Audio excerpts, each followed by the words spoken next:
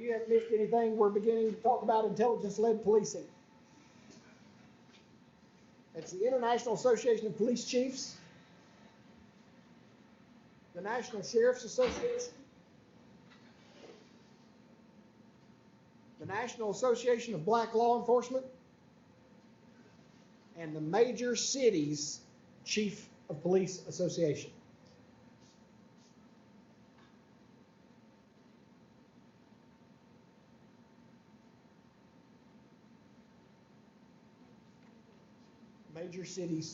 The Major Cities Chief of Police Association. I'm assuming from that they mean Los Angeles, New York, Philadelphia, Chicago,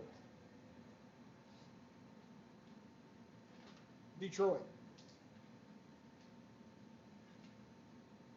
Say again? National Association of Black Law Enforcement. And these are all forerunners in intelligence-led policing. They have all grabbed this and they've really put some information into it, okay? They've grabbed it and they've started to shape it and to form it and to drive it into a direction that the smaller agencies and newer agencies can use. For example, intelligence means something different to everybody. What is intelligence? When we talk about intelligence-led policing, what are we talking about?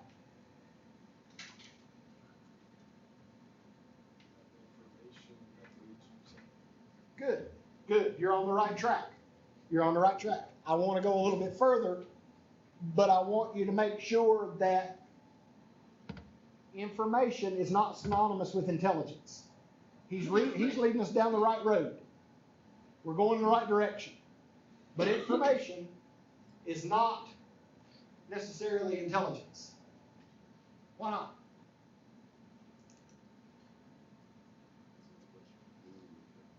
Right, it's what you do with the information. Excellent, excellent. So the definition that this group gives us to intelligence is this. It is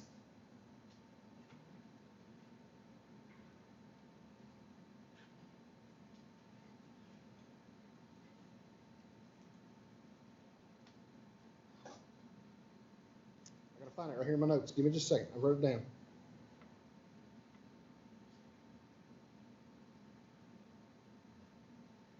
Here it is.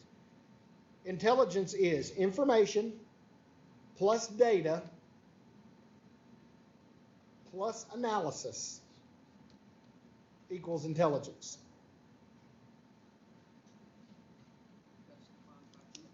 That's defined by this group.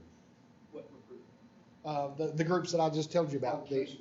All of the chiefs, the police chiefs, Sheriff's Association, Black Law Enforcement, and major cities police chiefs. Information plus data plus analysis equals intelligence.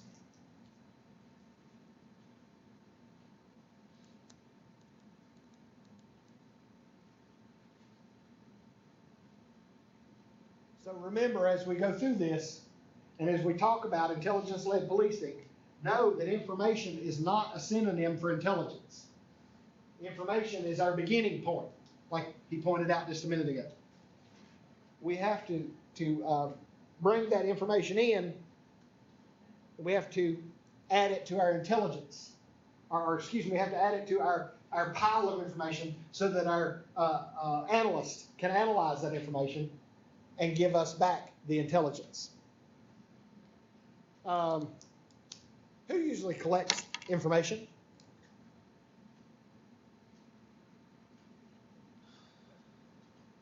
I'll go along with that. Who else?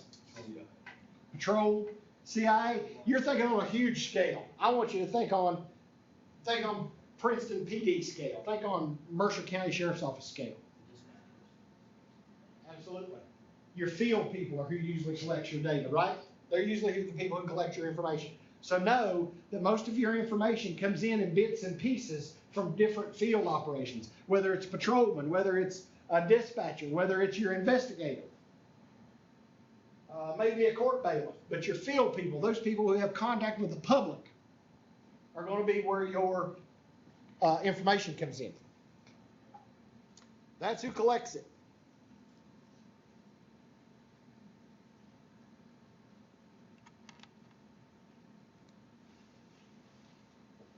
So all of this data is brought together by your field agents. All of this information is brought together by your field people. And then it's analyzed by a group of analysts, which we're going to talk about later. We're not going to discuss them much today, but we'll talk about them a little bit later. And that analysis creates your intelligence. That analysis shapes your information into organized categories.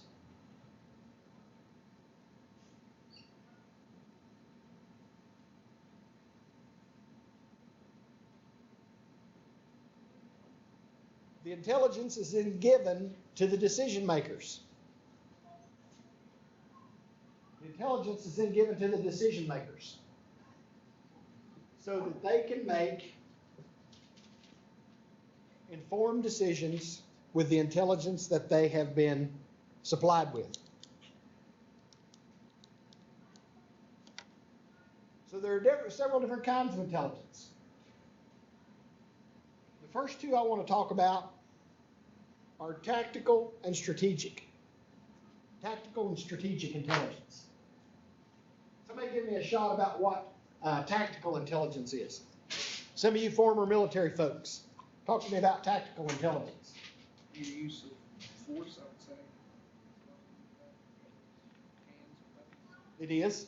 Think deeper. You're on the right track. Give me a little more. Here's what I watched the other night. I watched a thing on the American. It used to be the military channel, but they changed it. I don't know what to call it. American something channel. But anyway, I watched a thing on there last night where they talked about the days and months that led up to the first Gulf War and the first George Bush and his decision-making process after Iraq invaded Kuwait and did what they did. His decision-making process and how he did what he did. And then it broke down into, come down into talking about General Schwarzkopf. And General Schwarzkopf turned to one of his lieutenant colonels to help come up with a tactical plan of action. And that general and Norman Schwarzkopf came up with a plan of action that was the latest in technology. It was supposed to be one of the most daring, most innovative tactical plans that have been thought of. But basically what he did was he used General Lee's victory at Vicksburg, and he applied it to the Iraqis, and he used the same plan that General Lee used at Vicksburg, only he used modern technology to execute that plan. And so having said all of that, what I want you to know about, and I told you all that because I wanted you to really think about it in these terms. Tactical intelligence contributes to the success of a specific investigation. I get tongue-tied. I can't say that word. I'm going to read that to you again. Tactical intelligence contributes to the success of a specific investigation or mission. So, General Colin Powell, who was the chief of the joint, he was the head of the Joint Chiefs at that time, called on General Schwarzkopf, and Schwarzkopf called on one of his lieutenant colonels, and together they came up with a tactical response, which was specific to that mission. Okay? Just that mission. And that's what tactical intelligence is. Tactical intelligence gives you intelligence on that specific case, on that specific investigation, or that specific mission. Strategic intelligence supports the long-term goals of the department. intelligence supports the long-term goals of the department. Tell me how those two things differ. Wouldn't strategic be more of the policy making? Yes. It's more of the policy making, and it's, somebody go further with me. I want a little more.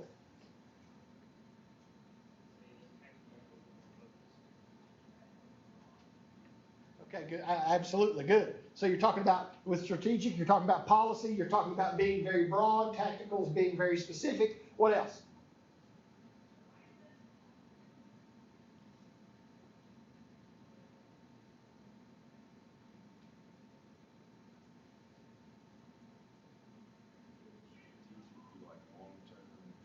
It, absolutely. Again, it's very long-term. Strategic is can be very long-term. Tactical is usually more short-term. Absolutely. I agree. Y'all are on the right track. I would also say that tactical would have a little bit more to do with, I guess what you're basically wanting to do.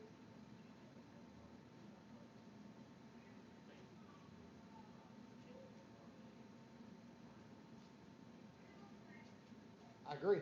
I agree. 110%. What else is there a big difference between tactical and strategic? Y'all are all on the right track. I like it. Is there anything else? I would just say, and I mean, I think everybody said this, but overall, strategic seems to be more of a philosophy, and tactic seems to be more of a concrete thing. Right. I agree.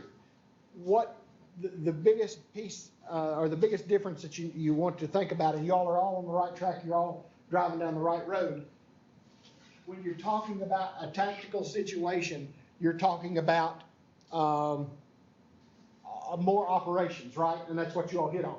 Strategic, when you deal with the strategic, you may be dealing with a lot of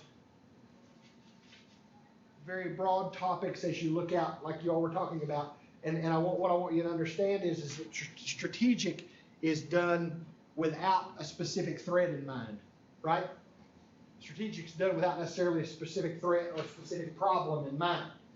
When you talk about tactical, you absolutely have a problem that you're trying to solve, correct? And that's the difference in philosophy. You all are all right there on it, but if we want to put it in some type of context, the difference is you're dealing with a specific issue of tactical, and when you're talking about strategic, you're really not have a specific problem in front of you. You're dealing with more broad-term, long contingency plans, if you will, right? All right.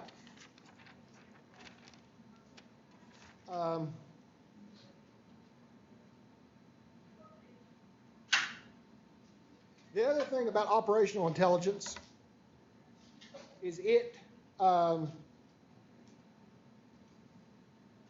often deals with, and I'm going to frame this, I'm saying the same thing, framing it in the way they framed it in the book or in the article that I was reading. Operational intelligence often deals with multiple goals or benchmarks, if you will.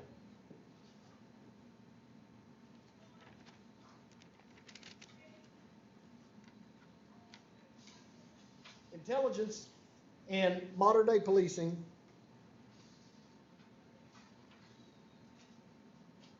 is crucial in decision making.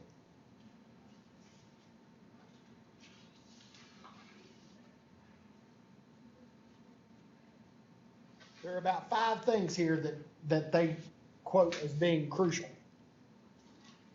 Decision making,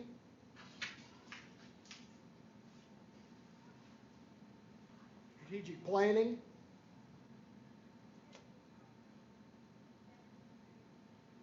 targeting, and crime prevention.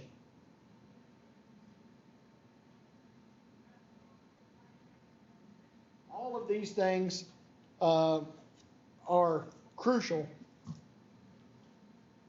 in intelligence-led policing. There was only 4? That's only 4. Did I say 4? You said 5. I'm sorry. I've got another one down here, but it belongs to something else, so it's only 4. I apologize.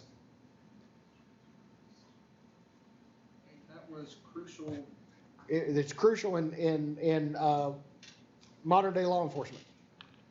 Intelligence-led policing is crucial in decision-making, planning, targeting, and crime prevention. Say again?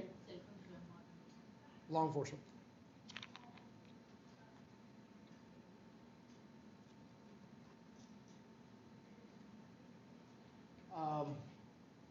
Modern day law enforcement relies heavily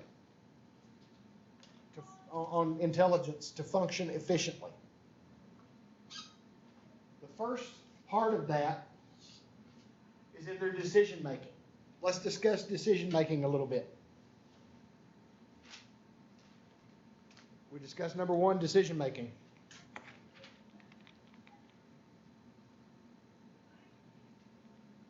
As we talked about 2 weeks ago, one of the biggest problems we got in decision making is we went from a time period when it was almost impossible to gather enough data to put together a clear picture, to where now with our internet, with our intelligence, with the Patriot Act and our new ability to mine this data, we now have this huge information.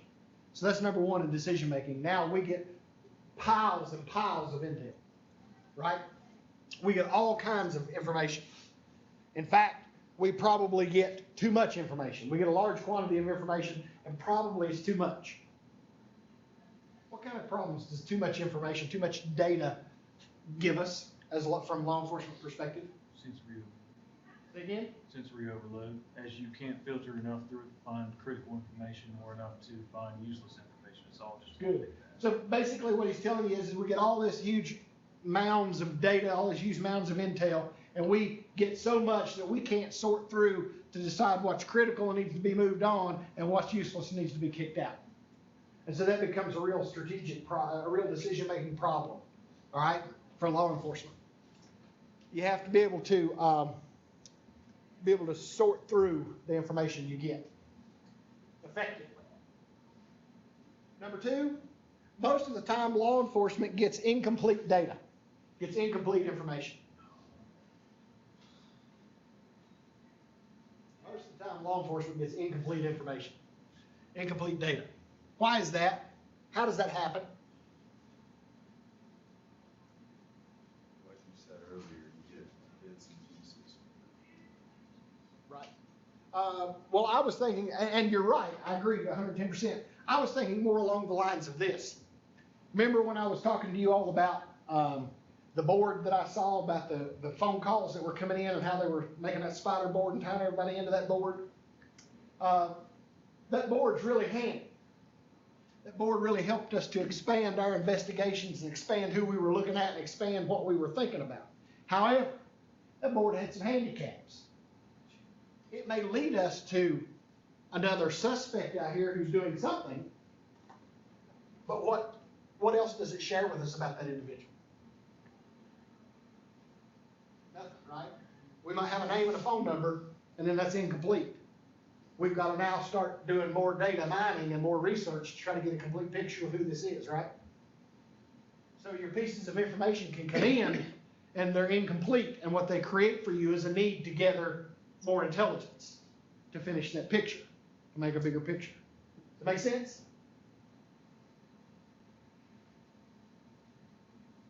Sometimes the data we get is inaccurate.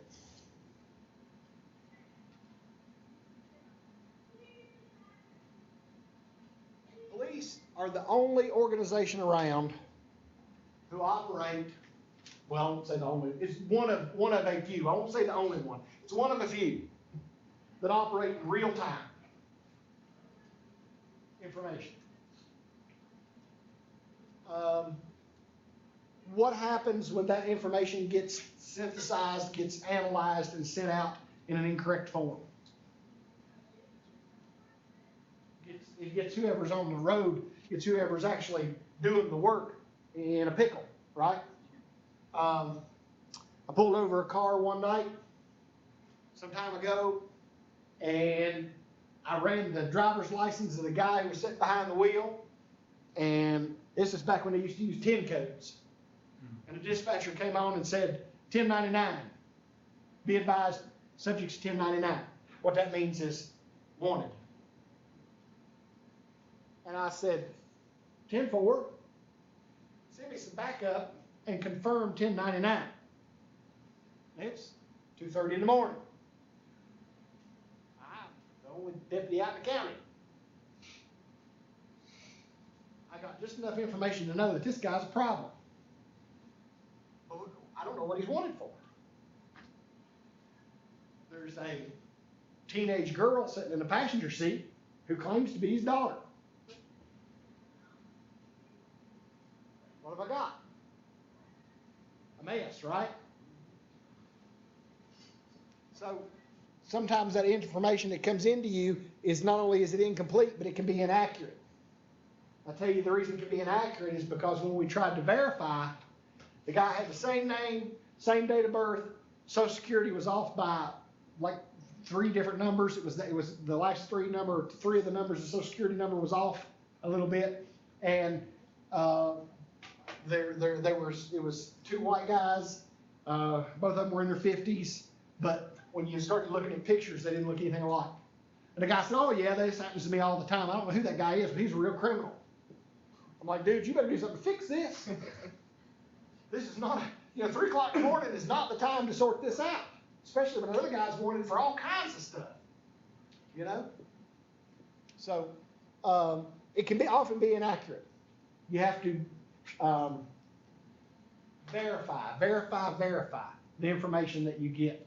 And if you are one of the people who are working on creating this bigger information package, if you are one of the analysts, if you will, make sure that you verify the data that you're using. And if you can't, make sure that you express that to the people that you're giving the information to. Does it make sense? People need to know if data is not verified, if information is not verified. It makes a difference.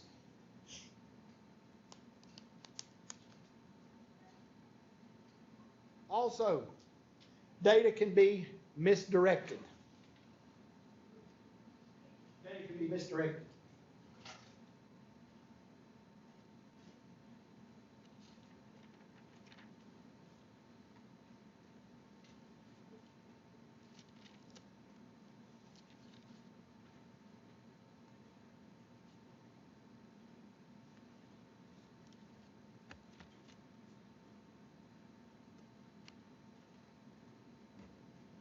Misdirected info. It can be sent to the wrong department, sent to the wrong agency, or put in a junk pile when it really needed to be sent to the decision-making pile.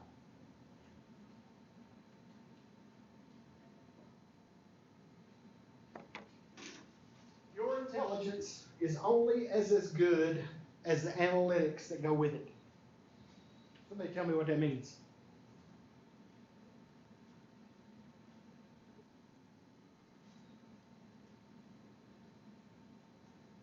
Don't everybody tell me at once.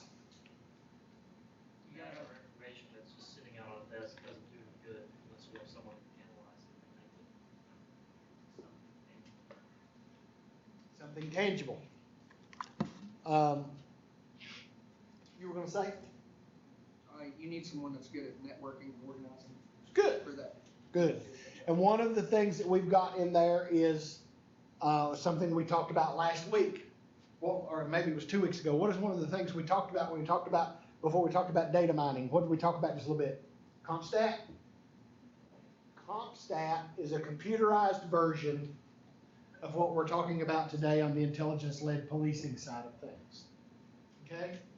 CompStat, remember, pulls all of that information we talked about from where?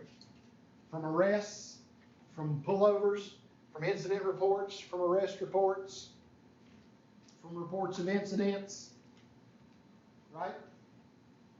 It takes all of that data, puts it in together, and massages it until it comes out with the useful information to help the decision makers make those decisions.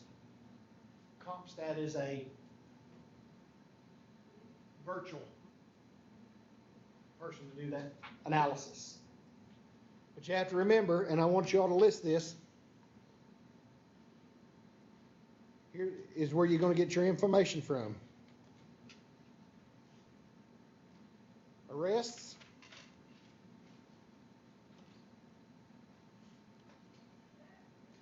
Incident reports.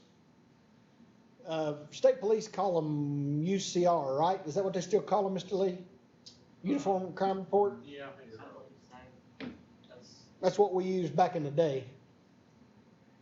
Is that what an incident report is? Basically, yes.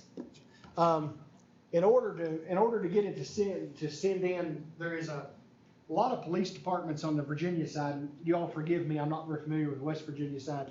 Most of the work I've done is on the Virginia side. A lot of police departments were using their own forms, if you will. They'd come up with their own incident form and did their own thing. And when they would send those in to the Virginia State Police to be crunched to send on to the FBI, so that the FBI would have their UCR numbers, or what's the big one that they do? Come on, y'all. What's the big report that they do? FBI? Yeah, the FBI. Oh, that was UCR. Is it UCR? Okay, they put together UCR. They had the state government had trouble taking that data out of all those many different reports and putting them into one so they could send it on to the FBI. So what they did was they encouraged all of the police departments, all the sheriff's departments to follow the lead of the state police and fill out a uniform crime report. And if you'll look at it, I have a copy of one. I'll bring it if you want me to. The copy of the one that I've got that we use to report writing in different classes has got the Virginia logo in the middle of it. And then it has all the boxes down either side that you check. You filled out a bunch of them. And then you have a synopsis on the back part of it. And basically what happened was it allowed the Commonwealth to package all that information together and be able to compile their own data, as well as submit it then onto the federal government. But from arrests, from UCRs, from citizen complaints,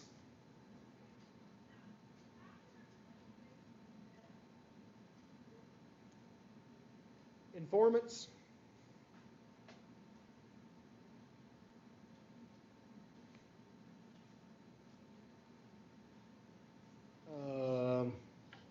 from FBI,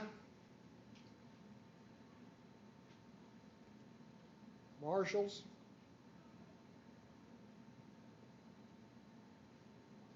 ATF, but they've added another initial to the ATF. What is it? E for explosive. ATFE, right? Yeah, for explosives. I'm not used to calling them ATFE. It messes me up. They usually just go by the ATF, Yeah. but they've always dealt with explosives. Yeah, but then for whatever reason, some government official somewhere decided they wanted to add the E to the end of that to make it special. Justifying his job for the day. Yeah, that's exactly right. So, you gather all this information, you put it into the analyst. The analysts are checking for all of these things that you are dealing with here. They're checking for large quantities of info, incomplete, inaccurate, misdirected. They analyze it and produce a quality report. That quality report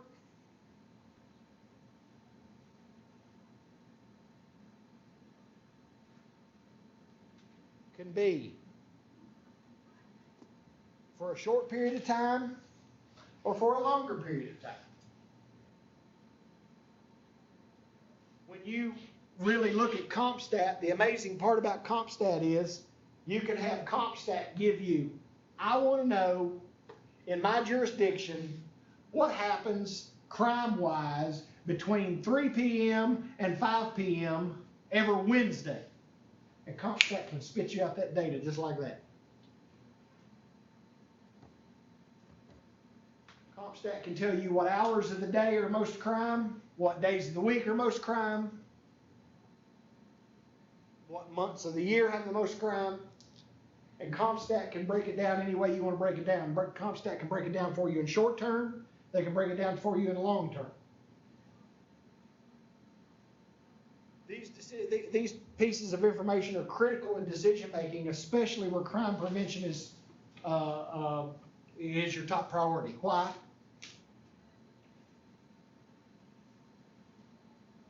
What's the best predictor of future crime? Past Crime. That's right. So in order to take that information and look at it and analyze it, it makes you aware of new trends.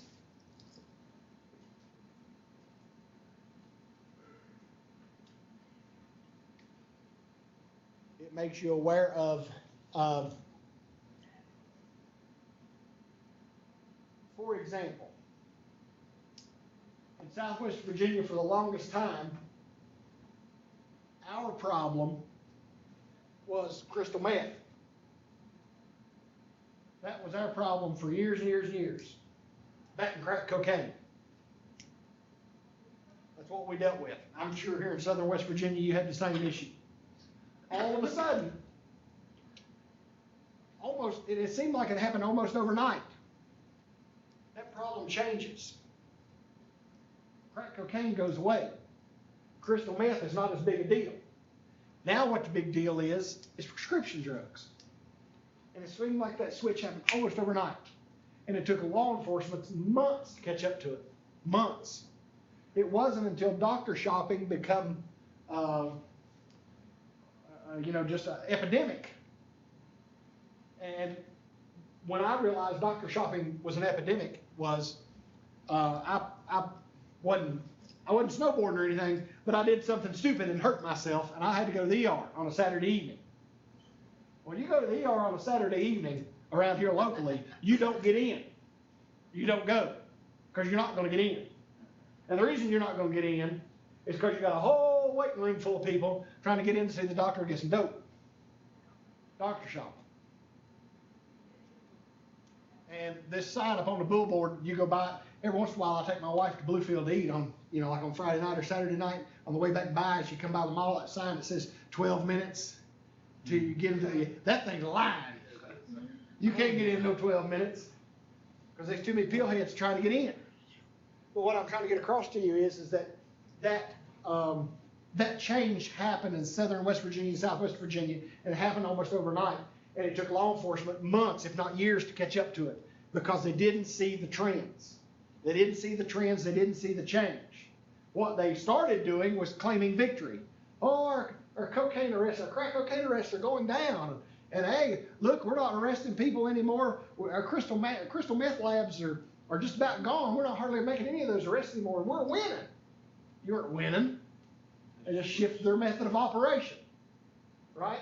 And if they would have had some intelligence-led policing at that point, it could have given them some heads up as to the trends that were coming. And they didn't have those. So it gives you new trends. It lists hot spots.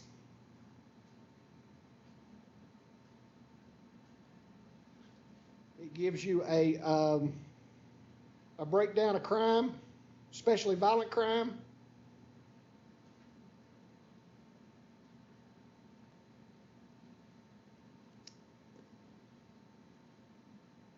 And all of that information then is given to the decision makers who work to create a crime prevention plan, whether it be short-term or long-term. By the way, I happen to know this just kind of out of left field. I don't know how I know it, but Tazewell County 2 weeks ago made the largest mobile meth lab bust they've ever made. About 2 weeks ago in Cedar Bluff, Virginia. It was in the back of a van. The van happened to be parked at a residence at the time, but they were using it out of the back of a van. And they say it's the largest mobile meth lab they've ever hit in Tazewell County. It was a 20-year-old girl, her boyfriend, and her 53 or 54-year-old mother. Let me tell y'all something, just so you know, and we'll class up and y'all go on. Just for the record, the booking picture on that woman said she was 53 or 54, and she looked 73 or 74. Crystal meth is not a beauty aid. Woo! It makes you look old before your time. So anyway, questions about what we've covered today. We've covered a lot. analysts that you're referring to, are most of them, prior police officers, or is that something they get straight out of college and go in for? How does that work? They'll pull a lot of those people from a lot of different backgrounds, but most of them are gonna be, I want to say IT, but that's not the right word. Most of these people are gonna be data analyst type people with traditionally no police background. A lot of them are former military. State Police just hired one to work out of the Richlands office. Virginia State Police hired a data analyst to work out of the Richlands, I say Richlands, Claypool Hill office. He is 44, ex-military, never worked police work a day in his life, but he's got a pretty good sized computer background, and he is working down there for them on their data analysis out of the State Police office at Claypool Hill. He's been there about a year. I don't know whether he's doing a good job or a bad job, but I do know that's kind of his background. He never had any law enforcement experience. Now, whether he's good or not, and whether that's typical or not, we'll dig into that more in one of the later ones. But that's kind of, most of these people have a huge technology background. Not necessarily IT, but technology. Good with computers. So. Right, because most of the information you're going to pull from is going to be off of the internet and off the computer. Yes? I was looking into Radford's graduate criminal justice. Uh-huh. And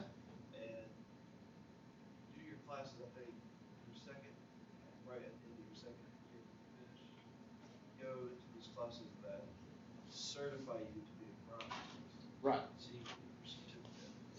I think, and that's very interesting. I find that interesting. I didn't know they offered that. But I think where this gentleman got his experiences in the military, I think he was a data analyst in the military, is where he came from.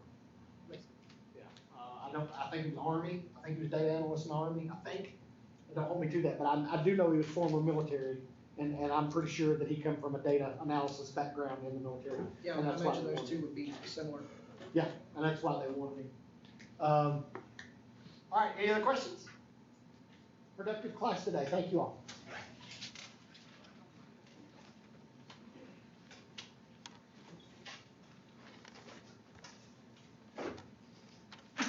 Thank you, man. Are you okay? I'm worried about you. All right, you sure? All right. Perk up a little bit, smile a little bit on me. Hey, thank you. Have a good day. See what you can do about Miss Williams. I don't like to watch her mope around like this. If you need me, you know where I'm at. No, it doesn't. Thank you, sir.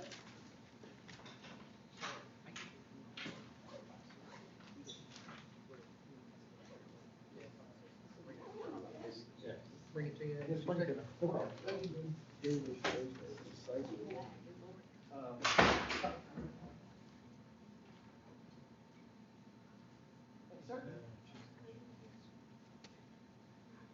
What? That's okay.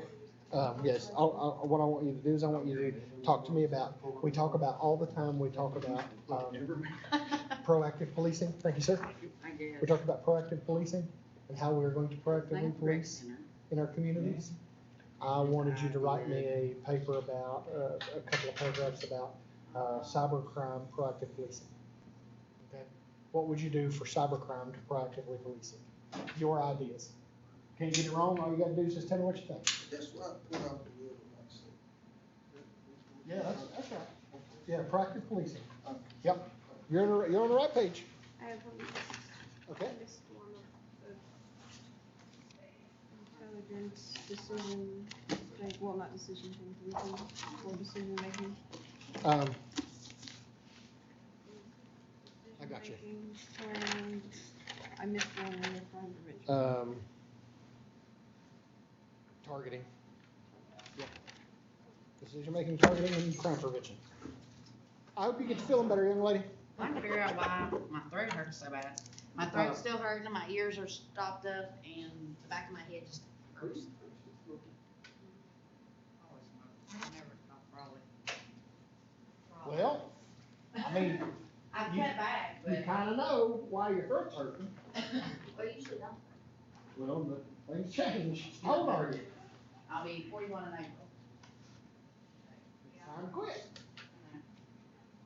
I mean, I have my one bad habit of my lifetime, you know? well, I'm not fussing at you, I really am not, cause I understand, but I'm just saying. I usually have no effects of it, I mean, even in x-rays, when I've had my lungs x-rayed.